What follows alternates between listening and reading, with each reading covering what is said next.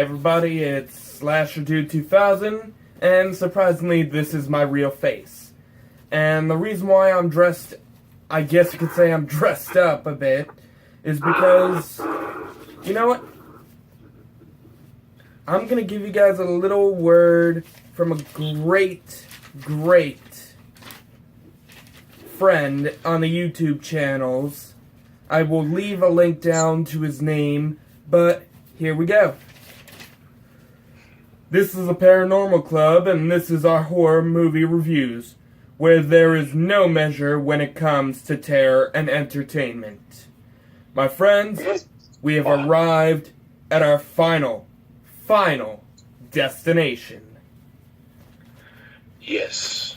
And what this means is, and I'm pretty sure most of you figured it out, we are on the Final Destination movie, which is Final Destination 5, that came out in 2011, also known as Final Destination Point 5, which Cameron will be giving us the story in now.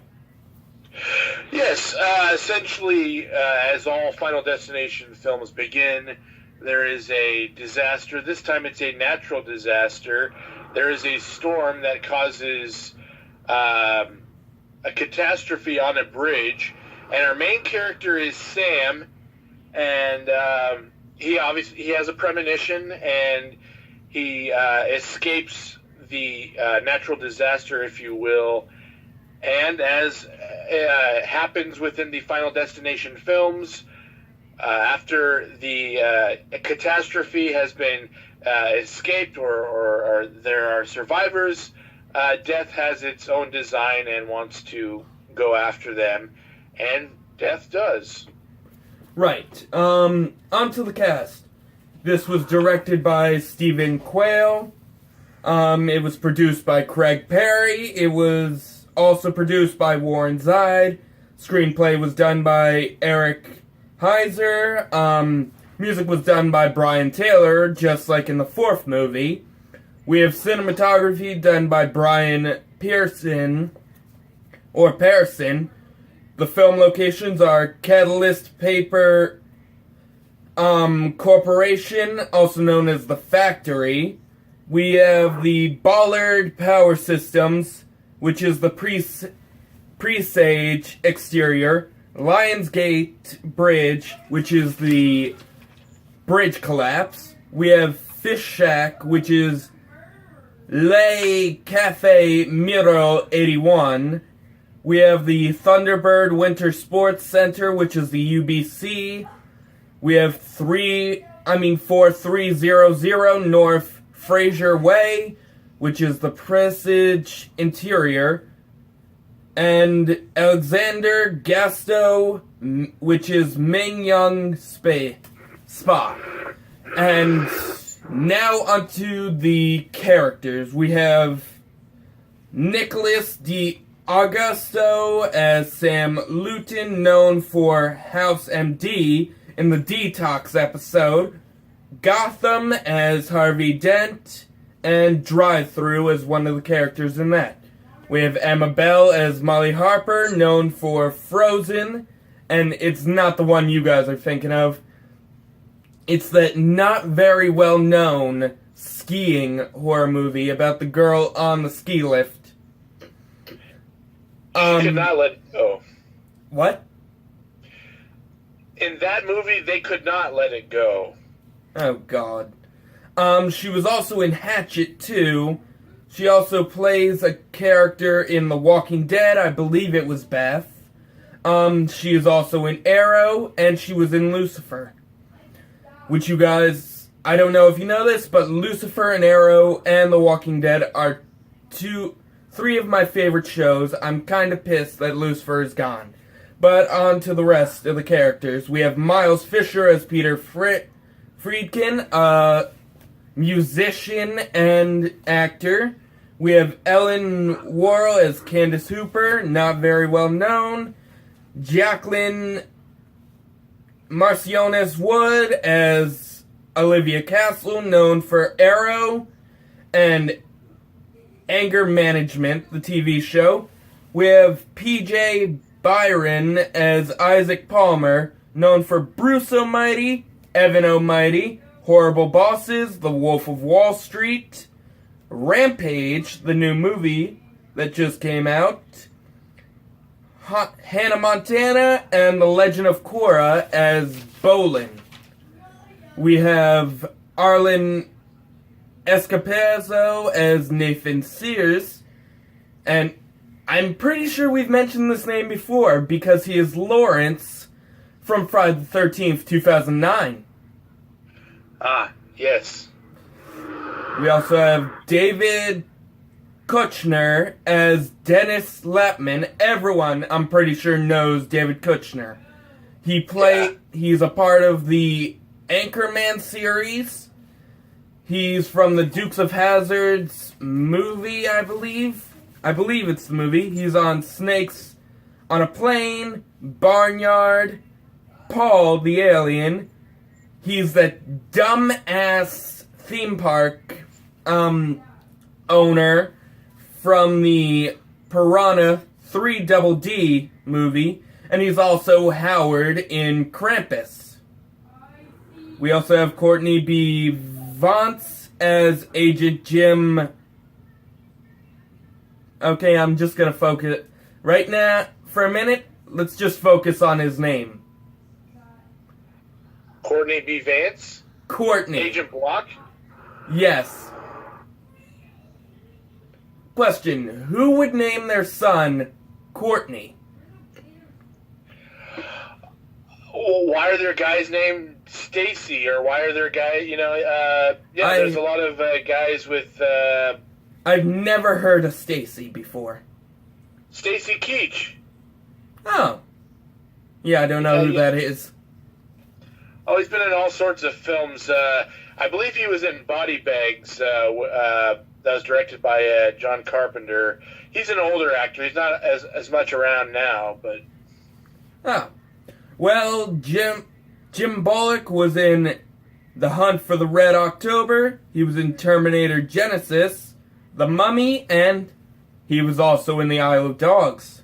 Then we have Tony Todd back as William Bloodsworth. We have Brent Stain as Roy Carson, which he's got a huge connection to the fourth movie, but we'll get to that later. And on to the gore score. Ah, yes, okay. What I always strive to do with the gore score, and also for the slasher stats, is not to stack deaths. So, if there are deaths, like for instance, when the main survivor has a premonition and sees his friends die, I don't count that because they're going to die later. But there are some, stacked kills in this, and we'll get into spoiler territory after the gore score. But here we go. Approximately 86 people killed on a bridge collapse. 2 people by plane explosion. 1 snapped spine, 1 head crush, 1 death by fall, 1 impalement, 1 crushed face, 1 death by gunshot, 1 person stabbed. Lastly, 1 body crushed. For 10 survivor deaths, 96 total deaths. Wow.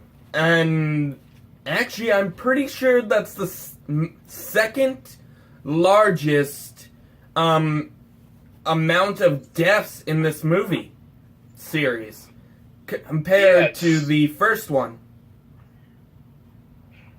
Yeah, the first one was still was in the hundreds. I don't remember exactly the amount because I don't have the notes from that film in front of me. But yeah, this comes really close. I mean, we're almost at 100 here. So yeah, it's probably about the second highest gore score or kill count in the franchise. Which is amazing, but onto the favorite deaths. Mine, personally, Candace misses the landing. I mean, you kinda gotta know it was gonna happen after seeing her premonition, or the premonition of her dying when she gets impaled on that sailboat, which I gotta say that was pretty amazing. But her death, basically, if you're watching that, it has to do with her back breaking, like in the premonition. And they do this amazingly. They actually catch us off guard, because you think she'd get stabbed by the screw. Nope. You'd think she'd get electrocuted by the power cord on the ground. Nope. Then you watch her get onto the hanging bars, or the bars, as they called them in the movie, and they just finish it off, having everything happen. The dust going everywhere. After the girl steps on the screw, and then she's blinded, and you just see her fly off and break her spine in the most terrible way I've seen in a horror movie. And actually, it was also starting it off was the rubber band snapping. Yeah, not only this kill, but really almost all of them are really well done, and the CGI, the special effects are a lot better than the previous film. Because remember, one of my complaints was about how bad the CGI was in the Final Destination, or Final Destination 4. But yeah, this was an excellent kill. There's a lot of misdirects, and then the payoff is really gruesome. Right, but what is your favorite?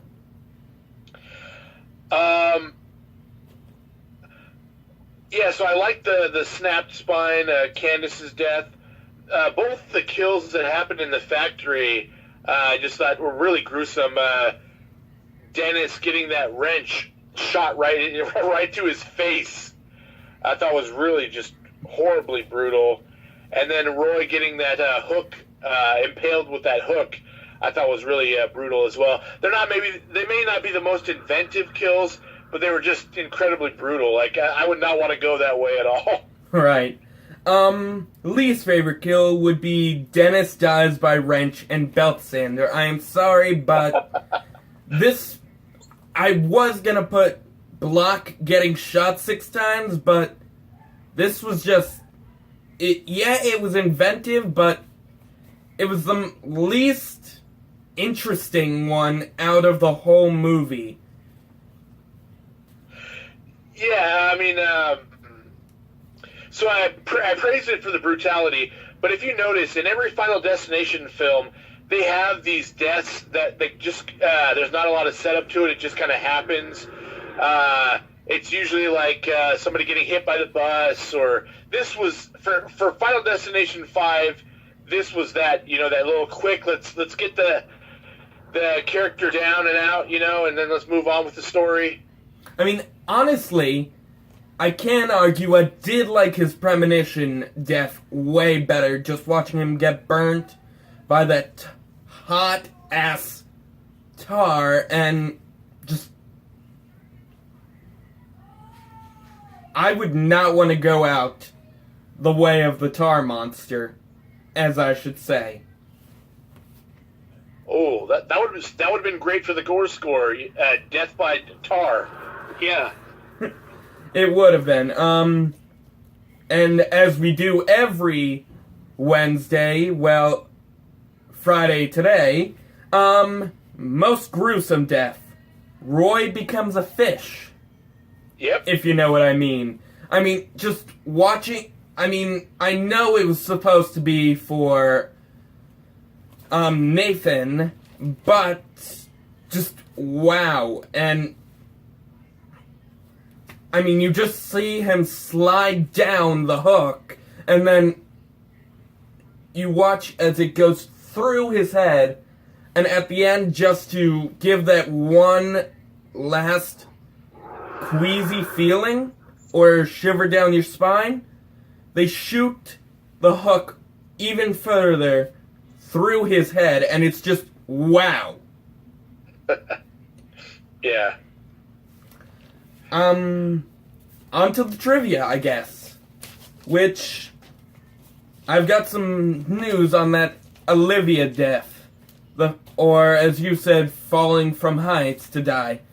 Olivia's death scene was based on the director's wife's same surgery, but she actually survived. And actually, none of those lasers can actually hurt you. They're actually really safe. The least they can do is blind you for a few days, and that's it. They legitly cannot burn you. So, I don't know where they got that in this movie, and falling from a 4-story window would not technically kill you. It would injure you, but, I mean, seriously. Aren't you glad that Final Destination films are not completely realistic? Like, yeah, just imagine that, oh, I have a premonition, you're going to be blinded by a laser for a few days. Oh, that's kind of bad, but I mean, I guess that's better than death. Right, but I just wish it was a little more realistic, as in, I mean, electrocution, or death by getting hit by that car that ran over her eye after falling and possibly breaking her arm or her leg or her spine. Yeah, I believe we've had a couple of death by fall in this franchise, and it's just not as cinematic as the filmmakers probably thought. Right. We also have... Damn it, these papers! I swear to fucking God. Damn you, papers! Give me back my friend! Especially the fun part that this company is based on a paper company. Dunder Mifflin. Right. The writers commented, actually, that in this stage of the franchise, it was really hard to think of a good death. I mean, yeah, it probably was hard thinking of someone getting their head crushed by a weight in the third movie, or someone getting slashed by a barbed fence in the second movie, but this actually, I'm pretty sure, was way harder because they've done a lot of the gruesome deaths they can think of, but it's hard to think of something you could do with an eye surgery or even... Actually, that's the only one I can think of that would probably be very hard in this movie. Well, what was it? Wasn't it Final Destination 2? They had that kid that was being almost suffocated while he was at the dentist's office.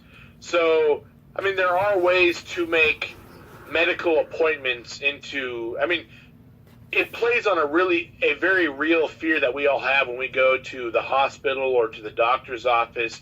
We know that they're going to try to make us better, but there's always that fear of pain. So I think there's plenty of stuff at play, even at optometrists or eye doctors. So yeah, they could have been a lot more creative, but I give them props for at least using the laser, even though it's not realistic.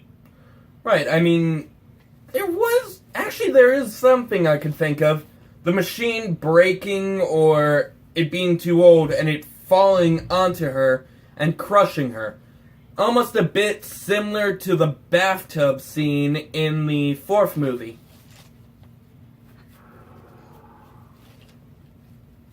Yeah. But... so we technically haven't, broken the obvious spoiler for this film, which is, that this is... As we find out at the end of the film, this is a prequel to the first film. As I mentioned, I didn't want to stack kills because technically the plane explosion from Flight 180 does fall into the purview of this film. This film is a prequel to the first film. What did you think of that twist? It was actually, it was amazingly done, I'd have to say. I did not... At first, watching it, I did not know until the end that it was going to happen. I mean, yeah, a lot of people say there were a lot of references to it possibly happening or to it actually being a prequel, but I didn't really see it coming until the end. I mean, again, you don't know these people. They have no connection to the others unless, except you count the plane, but how would you know that it's a prequel? Hey, you really said it best. They didn't see it coming until the end. That really is the best way to describe the Final Destination victims. They did not see it until the very end. Right. I do actually have more information. This was a way better 3D movie than the Final Destination. I mean, I've looked at a lot of critics, a lot of reviews, and many agree with me. I can confirm that. I mean, from the beginning to the ending credits to the hand flying off as the landing gear crushes Nathan, and then, I mean, you don't really see much of the 3D until later on or in the far beginning, but this was actually really good. And you wouldn't expect that from a 3D movie.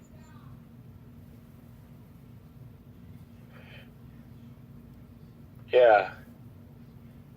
The release date was actually changed. Did you know that? Oh, no, I didn't. It was actually supposed to be the 26th, but they pushed it forward to the 12th instead because they were finished early with the production.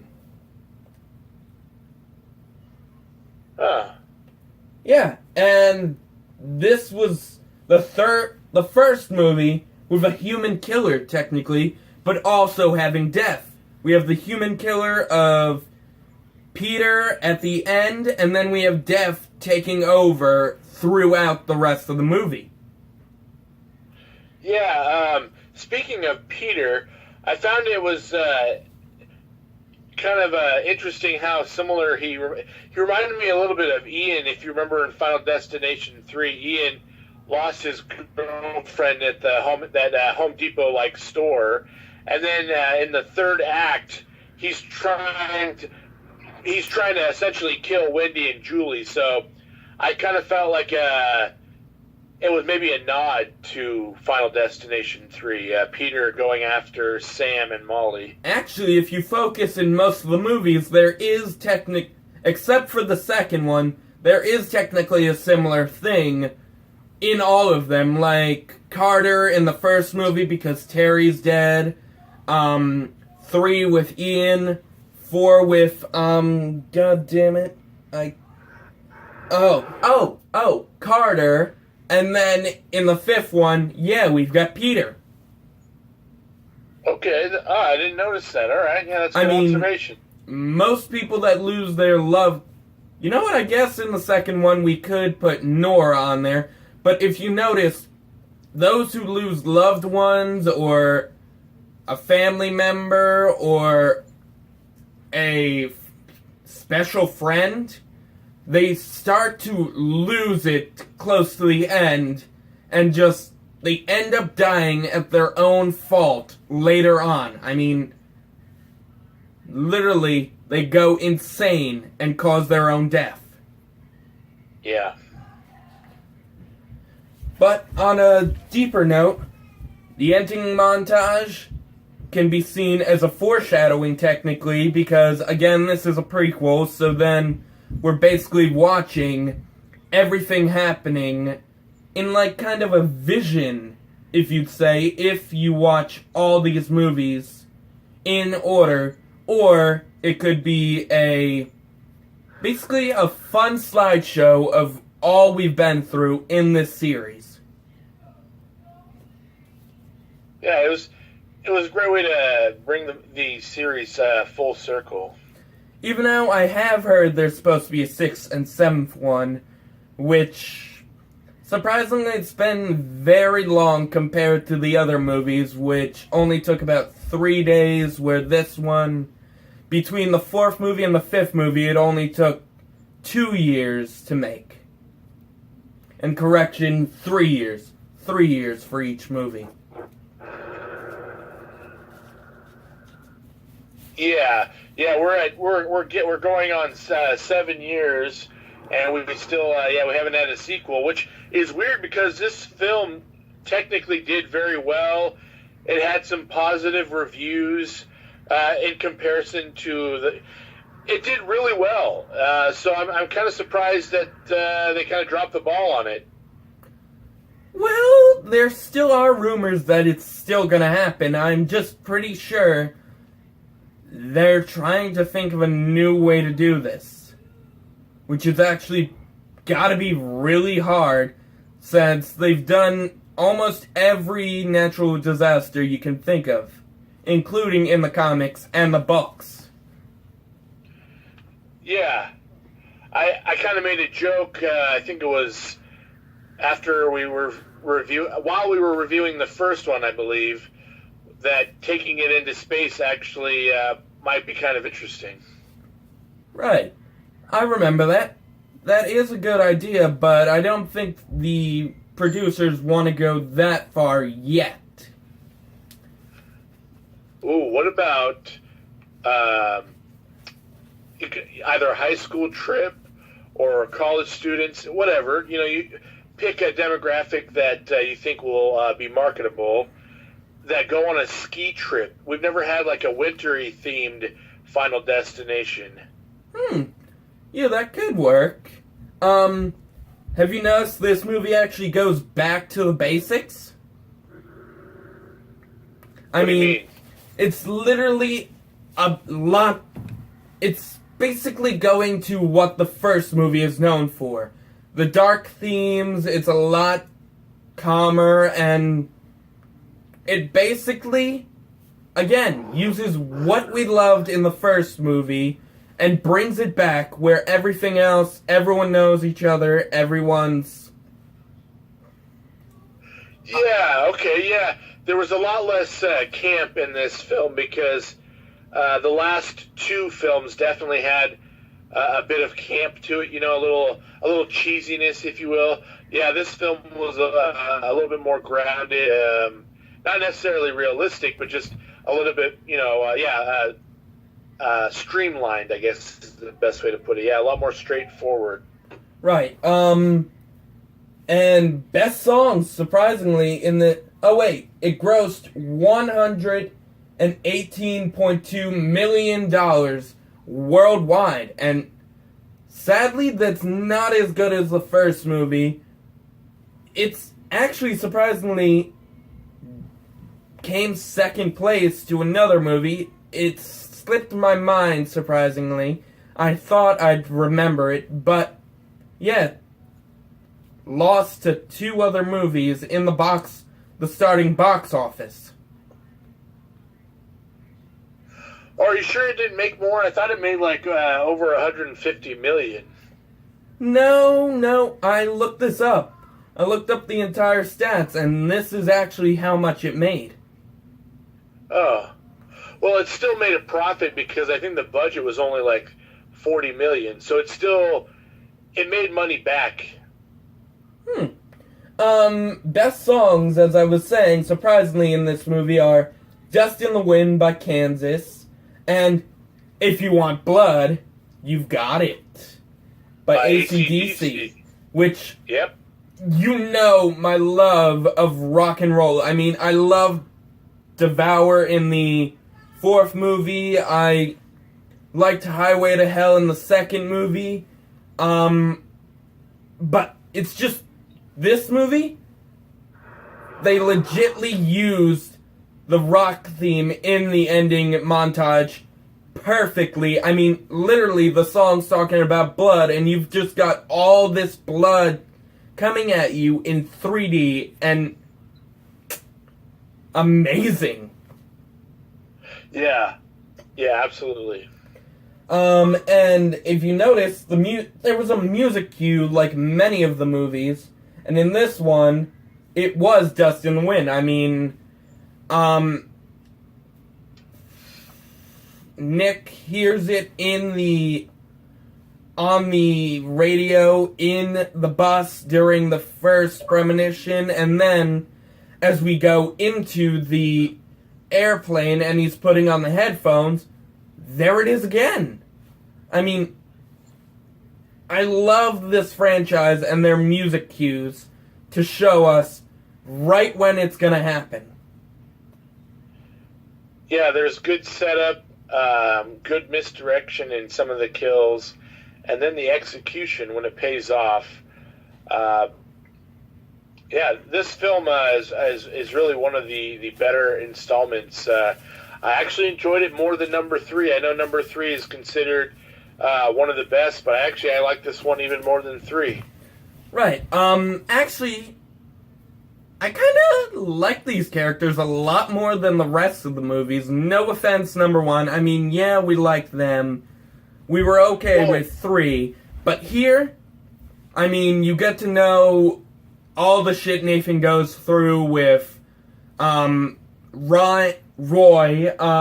We see the complicated relationship between Nick and Molly, and then we watch the loving relationship between the intern, Candace, and Peter, and it's just... I was kind of sad that they died, except for Dennis. Not really sad, and Isaac. Yeah. The guy was an ass and a womanizer, and if you guys know my views, I hate womanizers. So I was kind of glad this guy got what was coming to him, and he was a total asshole and not a racist, but damn it, I cannot think... You know what? Actually, yeah, he is a racist. I mean, he's making all these terrible Asian jokes towards the Chinese spa workers, and just I hated him so much that I wanted him to die as quickly as possible. Well, David Koechner always plays, a good, kind of a jerk character. So for me, even though I know he's kind of playing a jerk, I still find him funny. I still find him entertaining. So even though there are folks like that in the real world that are not funny, I couldn't hate him. It was his character. It was a character. And actually, if you do notice, David Koechner was technically a throwaway character because, yeah, we get a scene of him talking over the phone with the agent, but you don't really see much development in him. Yeah. Well, when you have horror films and you have a hype to be fodder, they just have to be, as you put it, throwaways. Quick kills, not a lot of setup, not a lot of development to the characters. So, yeah, that's him. Right, if you notice, there were a lot of references and clues like we technically got in the second movie. I mean, Isaac pricks his finger in the desk drawer, which was a show that he was going to die by pins. Again, Candace, the rubber band snaps. Olivia, we basically see after she drops the picture, in the picture, there's a crack going right through her eye.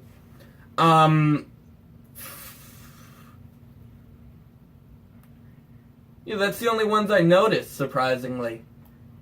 Yeah.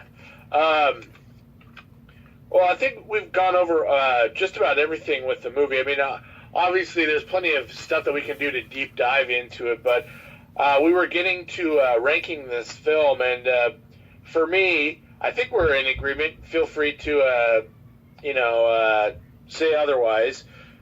But I would currently put Final Destination 5 as the best film, followed by the original Final Destination, then Final Destination 3, Final Destination 2, and then lastly Final Destination 4, or The Final Destination. Yeah, I definitely put this at, say, 9.6, 9.7.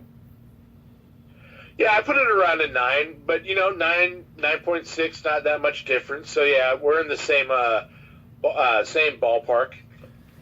And again, guys, I know this is a bit controversial since a lot of people like the first one, a lot of people like the third one. But for us, I mean, it could be a bit of nostalgia since I have been around mostly during the 2000 the millennia, but I gotta, if you guys have any other opinions, of course you guys can put them in the comments or comment on the posts when we put them up on Facebook or Discord. But remember, this is our opinion, and yeah, we have to say this is the best film. Yeah, someone put a gun to my head, and so I have no choice. No, I'm kidding. No, I personally believe this is the best Final Destination film. But again, guys, the guy that wrote that intro, I will be writing it, giving you guys a link to his page. He was very helpful, teaching me a few things about this film, about a rule of 3 where you have to be a little to the left. He did write that intro. He wrote the new intro we're going to be using from now on for the paranormal and for the slasher club. But I just want to thank him so much. Again, I will tag him on Discord, and I will put his channel in the description. But remember, subscribe, like if you enjoyed this video, comment your opinions. We love hearing them. And don't forget to hit that notification bell for the rest of our videos, especially the Season of the Witch, which we are doing on Monday, and we're still deciding the next paranormal movie. So if you want to help us, comment that or your opinion in that. And for those who did make it to the end of this video, remember, live your life to the fullest. And remember, there is always a final destination. Just we pray it doesn't come sooner than it usually does. And shout out to Ed King, the guy that helped write Sweet Home Alabama.